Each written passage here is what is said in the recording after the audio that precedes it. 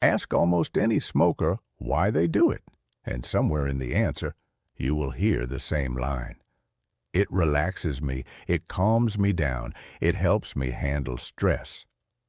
Here's the strange part. Nicotine is a stimulant. Chemically, it does the opposite of relaxing you. It raises your heart rate. It raises your blood pressure. It triggers a release of adrenaline.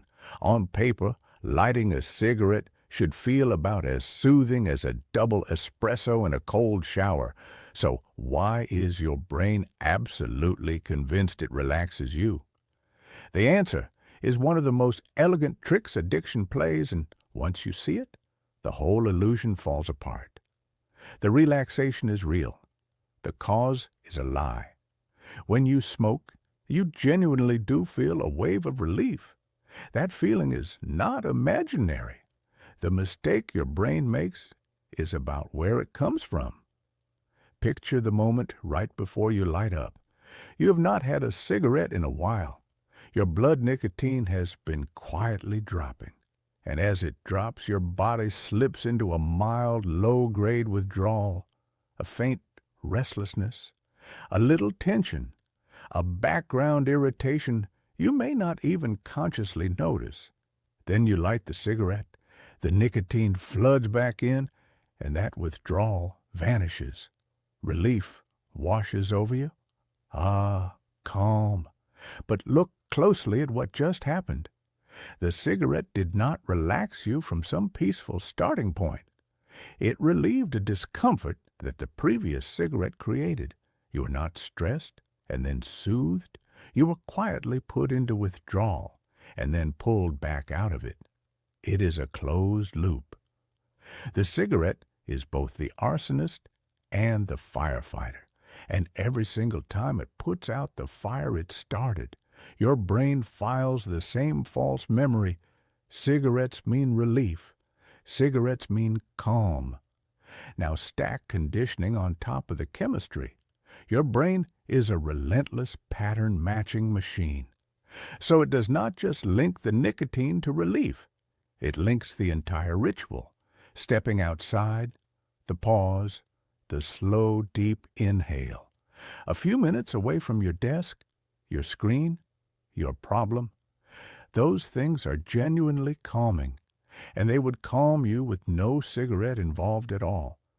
But your brain bundles them together and hands all the credit to the cigarette.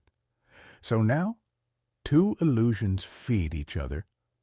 The chemical relief from self-inflicted withdrawal and the real calm of a deep breath and a break, both wrongly pinned on a drug that is actually winding your body up.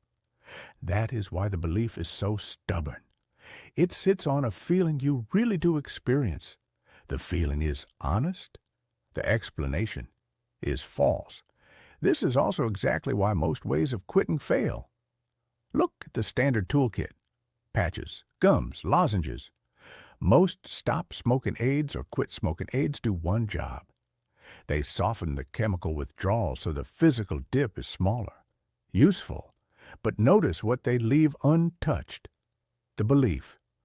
Deep down, you still think the cigarette was relaxing you, that it was a real coping tool, that life without it will be grayer and more stressful.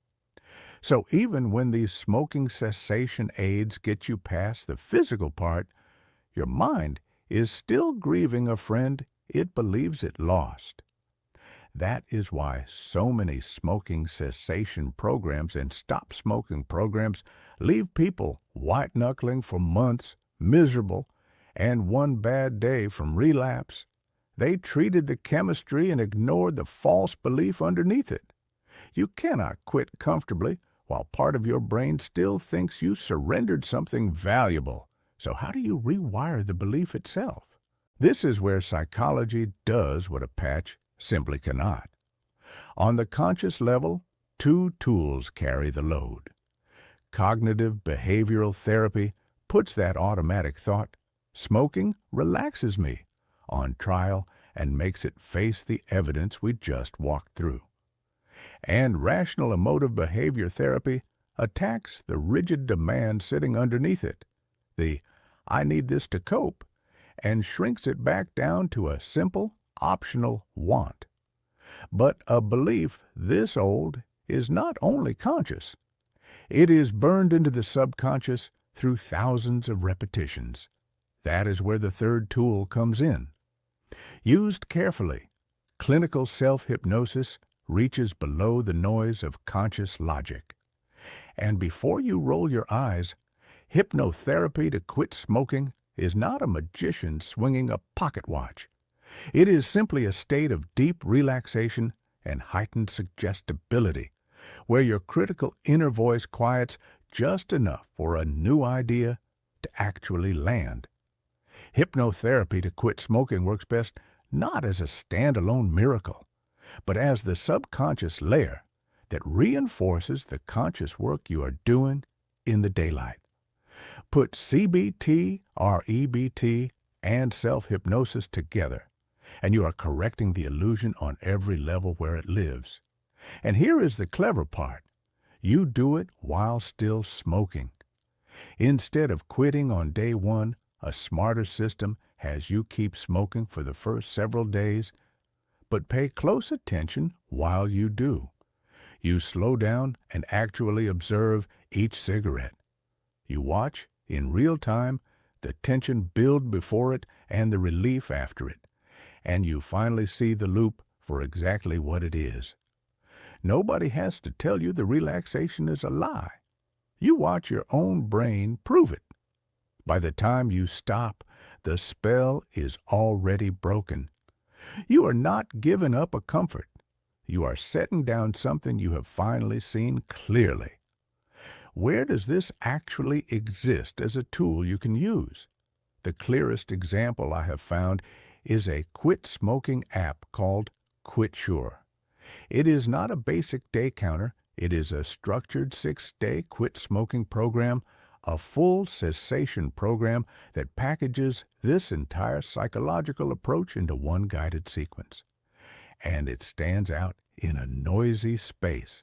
Scroll any app store, and you will find shelves of smoking cessation apps, one stop smoking app after another, plus endless apps to stop smoking, most of them just a free quit smoking app wrapped around a streak counter and some motivational quotes. Very few have ever been tested. Finding a single researched smoking cessation app in that pile is the real challenge. QuitSure has published peer-reviewed research in JMIR, the Journal of Medical Internet Research, reporting an 80.1% success rate among program completers at the 30-day mark. Be clear-eyed about that number, though. It describes people who actually finished the 6 days, not someone who downloaded it and never opened it again. With over 3 million downloads worldwide, plenty of people have already put it to the test. So here's what all of this really means. The cigarette was never relaxing you. It was relieving a stress it manufactured itself, then quietly taking the credit. Once you truly see that, the craving has almost nothing left to stand on. That is why the best way to stop smoking has so little to do with brute willpower, and almost everything to do with correcting one specific lie your brain has been repeating for years. If you decide to dig further, the smartest filter for the best app to quit smoking is simple. Does it fix the belief, or just count your clean days? And if you want the best way to stop smoking for good, fixing that belief is the only thing that has ever genuinely worked. QuitSure is in the app stores, and the link is in the description below.